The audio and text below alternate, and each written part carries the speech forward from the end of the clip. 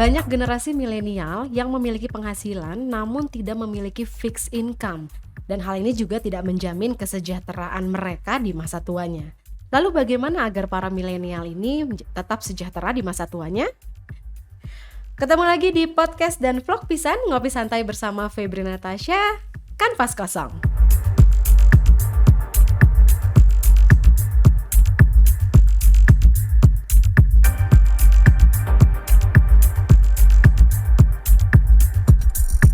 Halo, apa kabar sobat Kanvas Kosong semuanya?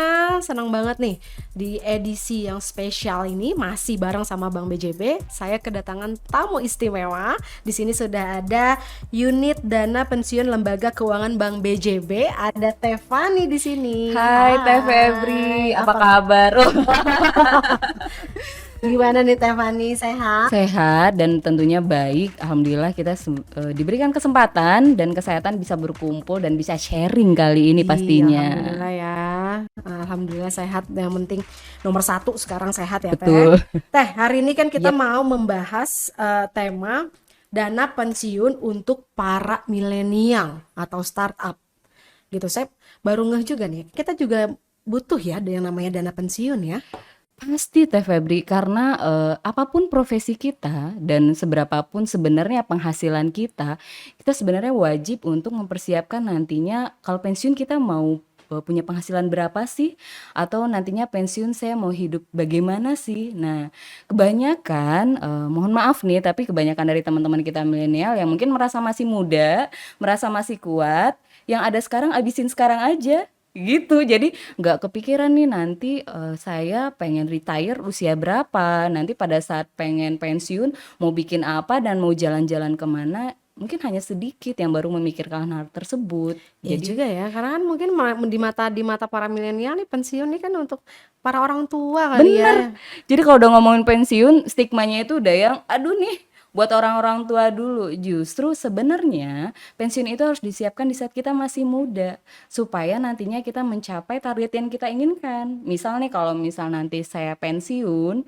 saya berpikir akan bikin usaha atau misalnya pengen jalan-jalan kemana, kita harus punya dong uang sekian dan harus mulai nyisihkan itu dari sekarang. Kalau nyiapinnya udah mau pensiun, ya akhirnya kan kita jadi kelabakan dong Teh Wah, Febri. seru nih. Kita akan kupas tuntas masalah dana pensiun untuk para milenial ini. Tentunya ikuti terus podcast dan vlog Pisan, ngopi santai dari Kanvas Kosong, dan tentunya dapatkan nanti hadiah yang menarik persembahan dari Bank BJB. Capture kesuksesanmu bersama kredit UMKM dari Bank BJB. Prosesnya mudah, jangka waktu pinjaman maksimal 60 bulan dan besar pinjaman sampai dengan 2 miliar. Bank BJB, tanda mata untuk negeri. Oke, Tefani, Yep. apa sih program DPLK itu? Nah, memang kalau pertama mungkin Teh Febri juga mendengarnya juga nggak asing kali ya.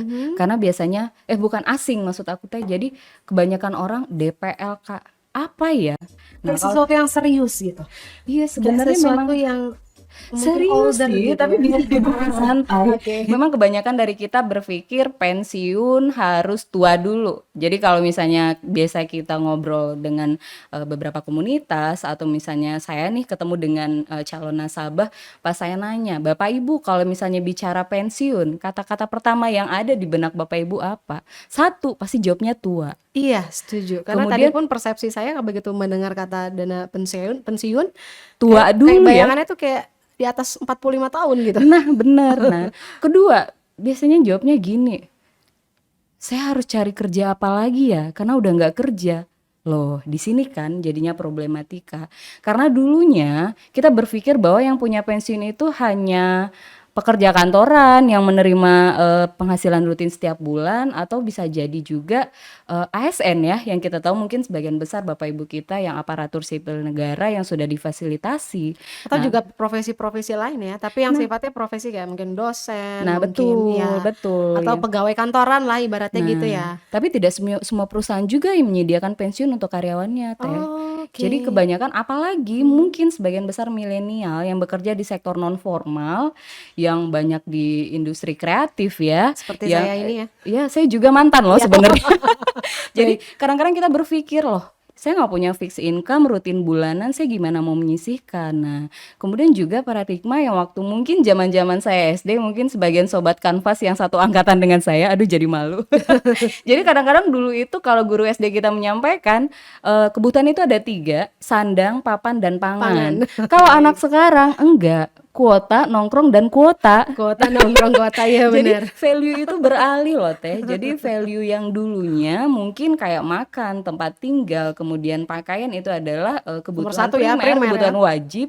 Sekarang sudah beralih value itu. Kalau anak sekarang nggak apa-apa nggak makan asal pulsanya keisi, kuotanya keisi. Jadi biar Asal bisa Instagram tetap eksis. kebuka ya, Nah YouTube ini tetap kebuka, games nah juga masih bisa jalan ya. ini dia sebenarnya ini menyebabkan juga sebenarnya dari teknologi. Teknologi juga kita harus wise dalam menyikapi perkembangan teknologi yang tadinya sekarang kita tanpa sadar isi e-wallet ya gitu. Iya Kemudian benar. lagi di rumah mager gitu ya, pencet datang pesanan makanan. Nah Iya, ini apalagi habit e-commerce pay ya, e-commerce pay bener gitu loh. banget. Kalau udah hujan gitu ya nggak kemana-mana pesan makanan nonton full day seharian dan itu sebenarnya kita berpikir loh, saya nggak ngapa-ngapain nggak ngeluarin uang loh.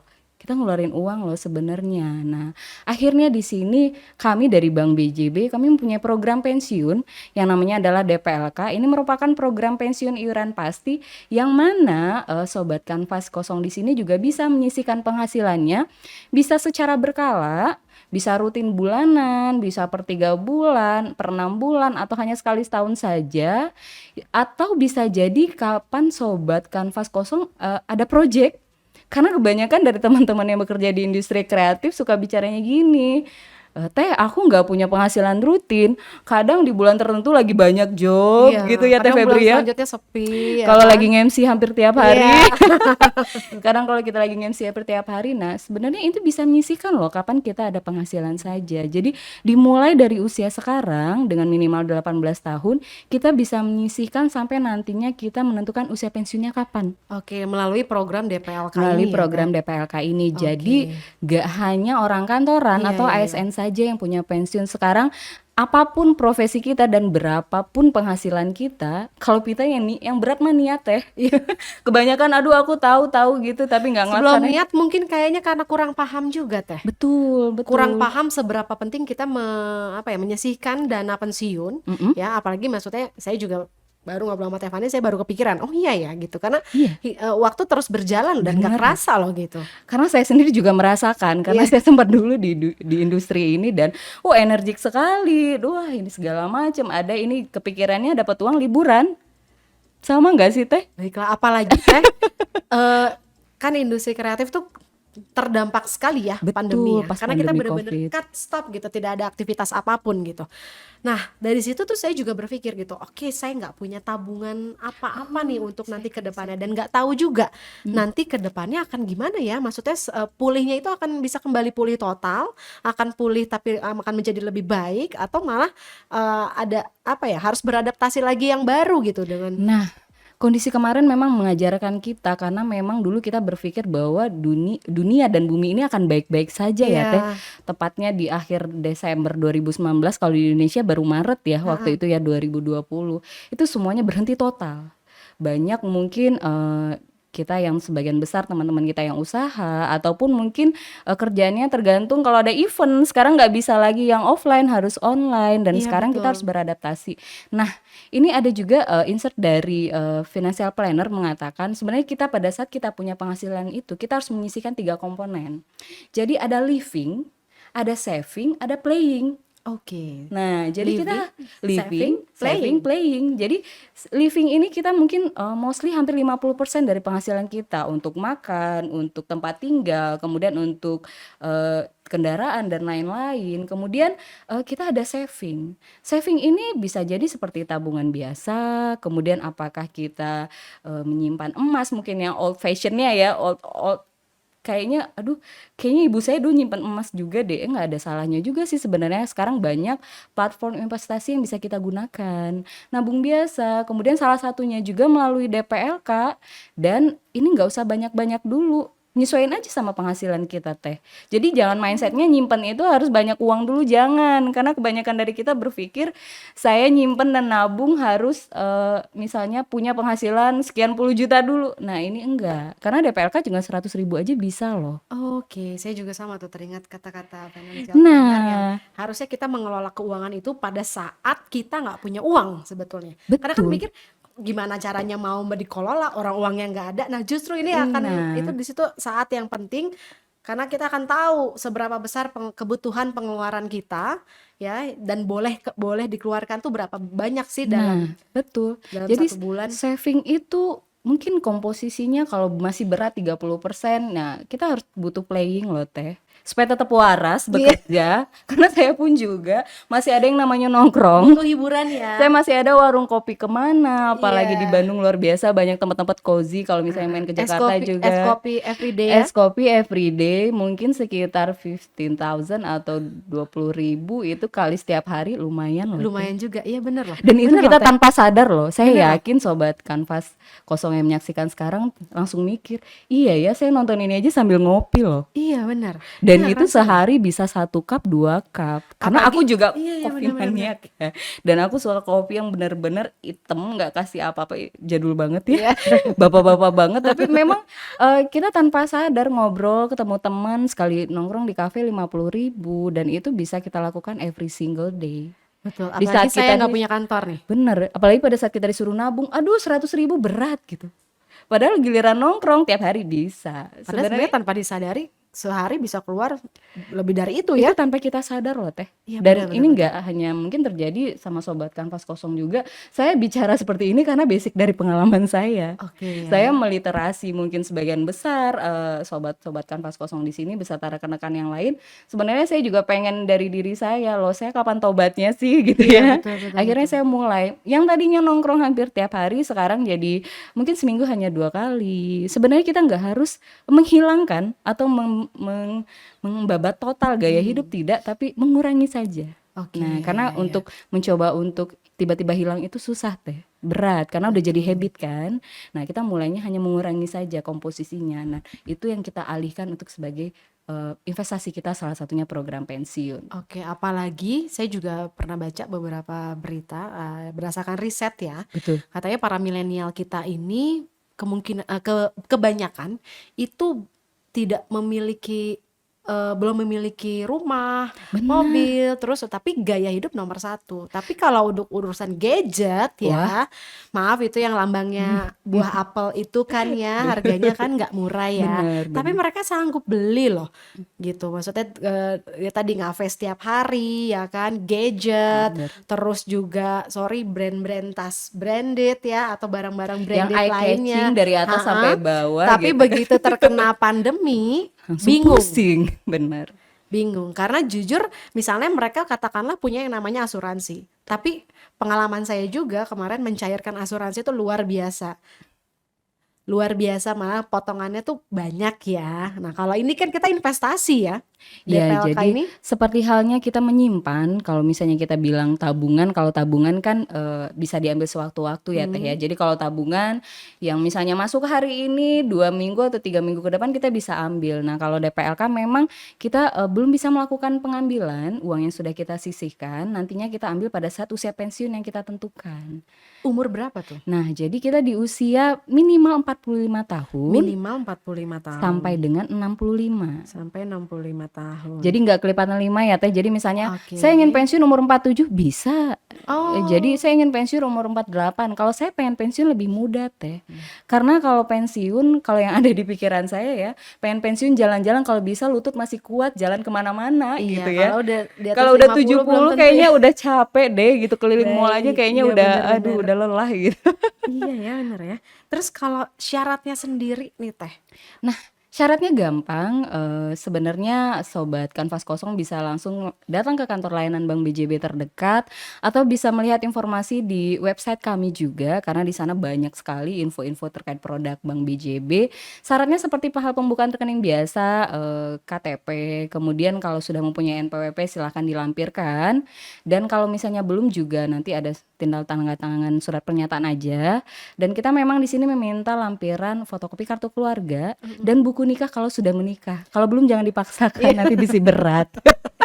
Karena Dicari kebanyakan dulu. gitu Iya, iya, Teh. bener, bener, Jadi bener. ada yang tiba-tiba nggak daftar karena bilang, "Teh Fani, saya masih 20 tahun dan saya belum nikah." Lah kan udah bisa dari 18 tahun. Nah, saya bilang juga kalau buku nikah itu syaratnya apabila sudah menikah, karena memang ini adalah program pensiun yang cukup jangka panjang. Jadi kami butuh data yang valid terkait ahli waris, Teh. Jadi ini memang ada syarat tambahan, tapi aku rasa nggak berat lah. Pasti sobat Apakah Kampas itu? Kosong ya kayak kartu keluarga dan lampiran buku nikah juga bisa nyusul, atau misalnya nanti kalau sudah nikah tinggal laporin aja kok ke kita. Teh Iya tadinya ya. aku daftar belum nikah, sekarang tiba-tiba nikah, bisa misalkan. Jadi langsung Oke. saja datang dengan membawa dokumen tersebut ke kantor layanan Bank BJB terdekat, dan setoran awalnya minimal 100.000 saja dan itu sudah punya akun DPLK gitu. 100.000 saja. Untuk setoran Nah, ini kan awal. tadi kan iuran pasti ya, Teh. Betul. Kalau misalnya iuran pasti, berarti katakanlah si milenial ini kalau mau ikutan DPLK, Betul. dia harus bisa pilih berarti misalnya mau berapa tiap bulan sanggupnya, Boleh. 100.000.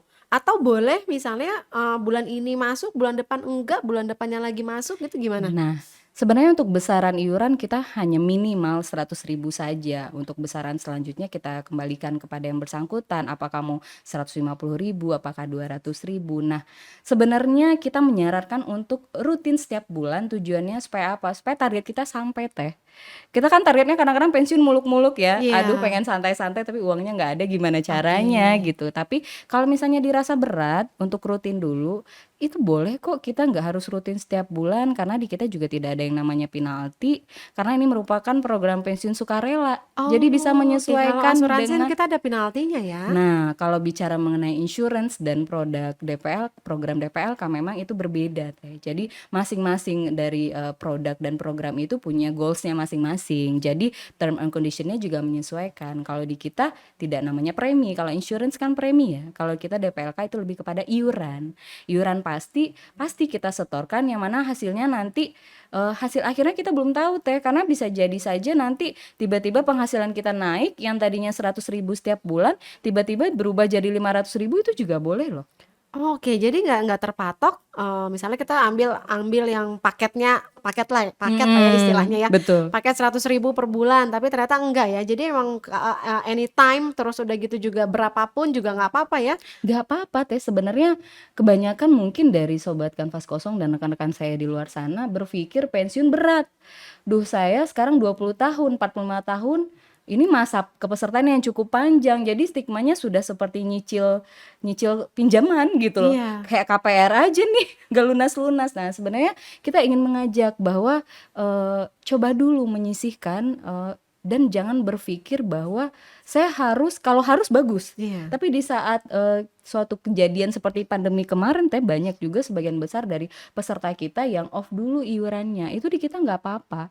Sejumlah yang masih ada terkumpul kemarin tetap kita kembangkan. Jadi nggak akan hilang juga, tetap kita kembangkan. Hanya saja hasilnya jadi kurang maksimal. Itu saja kok. Itu aja ya. Itu Dan aja. nggak ditagih-tagih ya. Dan aku nggak akan nelfonin Teh Febri dan sobat bulan ini Kanvas belum masuk Kosong nih, belum juga. masuk nih. Karena nggak mungkin kita teleponin satu-satu, dan ini bukan merupakan kewajiban. Tapi kita akan merasa ini wajib kalau dari diri kitanya sadar loh. Nanti efek dan manfaatnya seperti apa.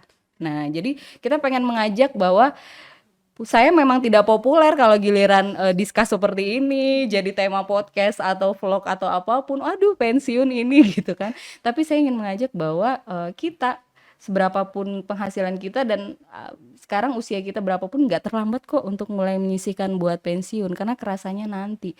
Jangan sampai kalau kita pensiun kita ngerepotin anak, ngerepotin Sandwich generation. nah itu tadi. Ya.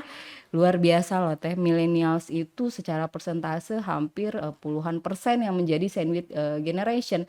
Sebenarnya tidak salah juga, karena Indonesia adalah budaya timur yang katanya support orang tua. Iya. Nah, Balas sebenarnya budi gitu ya. balas budi. Sebenarnya untuk support orang tua itu nggak hanya mengenai finansial saja, support moral juga bagus menurut saya. Dengan kita mengunjungi atau kita menelpon, itu saya rasa orang tua kita sudah senang sekali gitu kan. Nah, tapi hampir mostly kebanyakan sandwich generation yang mereka sudah menikah, punya penghasilan, kemudian mereka membiayai keluarga kecilnya yang mungkin sudah punya anak 1 atau 2, tapi mereka punya kewajiban juga untuk mensupport rutin orang tuanya. Nah, ini terjadi karena apa? Mungkin dulu kita belum firm terhadap orang tua kita belum firm terhadap investasi, kemudian sekarang kan begitu banyak dan informasi Iya. juga bisa dengan mudah kita akses. Dengan sosial media saja kita sudah tahu dan sekarang banyak sekali Dan Teh. nggak semua dulu punya dana pensiun ya. Nah, jadi akhirnya kita merasa sulit, tapi balik lagi, gimana sih cara kita memutus rantai ini ya dari kita sekarang, dari generasi kita pada saat kita nantinya sudah memasuki usia retire tersebut, kita jadi nggak membebani minimal anak kita. Jadi kita dengan pasangan sudah bisa, yang nggak harus hidup mewah juga, tapi dengan makan dan kebutuhan lainnya kita juga sudah terpenuhin saya rasa cukup. Karena kayak udah tua kita juga Betul. nggak punya energi banyak juga Iya sih Teh sih, buat heeh. kemana-mana dan ngapa-ngapain. Tapi saya harap semua sobat Kanvas Kosong juga nanti berapapun usianya tetap sehat ya Teh ya. Iya, Amin ya. amin, amin, amin, amin, amin. Amin. Nah, Teh, Yap. selain tadi tuh kemudahan-kemudahan yang diberikan oleh program DPLK, apalagi benefitnya, Teh? Nah, kalau kita bicara mengenai benefitnya, karena kita berpikir bahwa ini nantinya buat apa sih? Ini kesinambungan kita penghasilan nantinya di hari tua. Kemudian kalau bicara DPLK Bank BJB kita nggak ada biaya untuk setoran awal. Jadi Tidak ada setoran biaya awal setoran 100.000 awal. itu sudah jadi saldo DPLK kita. Oke. Dan biaya DPLK Bank BJB itu terbilang cukup terjangkau. Kita nggak boleh bilang murah ya. Iya, Harus cukup tetap terjangkau, ya. terjangkau. Administrasinya setiap bulannya hanya Rp825 untuk saat ini. Meskipun nantinya ada perubahan, tapi saya rasa untuk dalam kurun beberapa waktu ke depan masih di angka ini dan Rp825 rupiah per bulan per loh Teh. bulan. Setahunnya hanya 9.900, nggak nyampe satu mangkok seblak. Makanya tuh kan, udah gitu cuman 100.000 juga udah bisa loh 3 kali ngopi, ya kan? Iya bener Ya yang loh. mungkin para milenial yang biasanya ngopi tiap hari seminggu kurangin jadi 3 kali seminggu, sisanya 3 kalinya sisihkan untuk masuk di Nah, DPLK ya. bener. Saya dulu kayak gitu mencoba kepada diri saya dulu. Dulu kebiasaan after office hour dengan suami makan di luar, kemudian kalau nggak makan di luar minimal ngopi sambil nunggu macet. Alasannya selalu seperti itu Teh. Iya. Aduh macet malas gitu ya. Apalagi makan di Males restoran banget yang gitu. bakar-bakar itu ya. All you can eat Iya yang kan, kita itu kan tanpa itu sadar. kayak biayanya kayak kosnya kayak buat 8 kali makan ya. Dipakai sekali makan. All you can eat itu bisa ngisi kulkas kita buat 1 minggu lah Teh. Wah kan. Tapi ternyata para milenial sering loh ke sana gitu. Ada loh. Nggak apa-apa sebenarnya, tapi mungkin frekuensinya. Jadi kita jangan-jangan salah satunya ini pengusaha.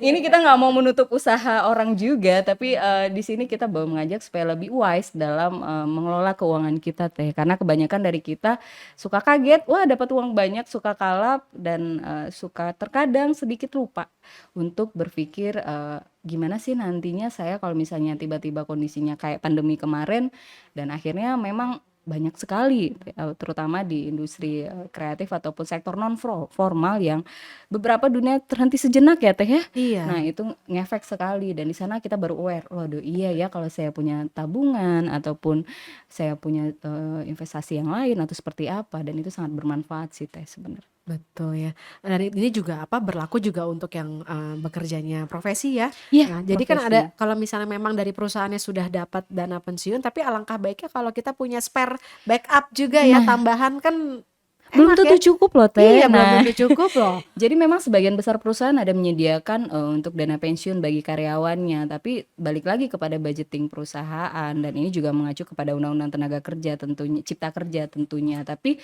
kadang-kadang pada saat kita bekerja, ini kita contohkan saja Teh, pada saat kita bekerja, anggaplah kita punya penghasilan 10 juta sebulan.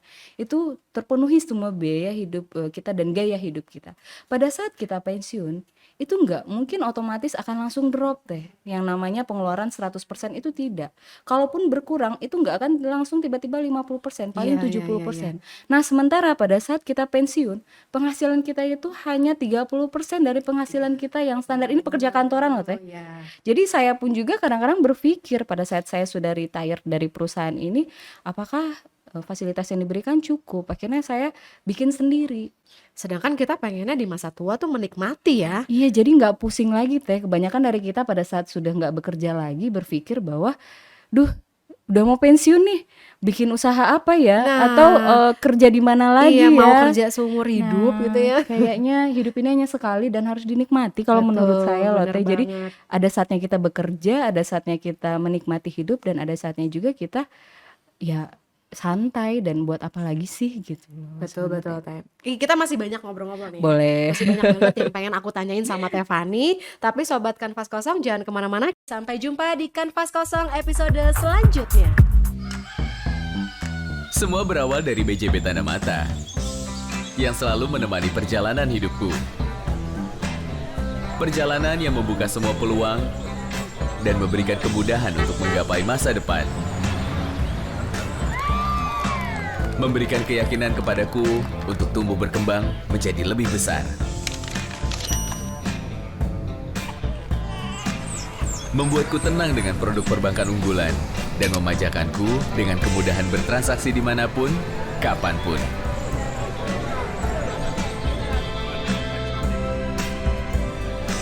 Meyakinkanku untuk menjadi pribadi yang berdikari dan membuat fondasi bagi generasiku.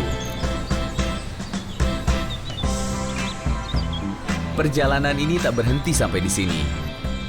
Perjalanan penuh semangat untuk menjadikanku tanda mata terbaik bagi negeri.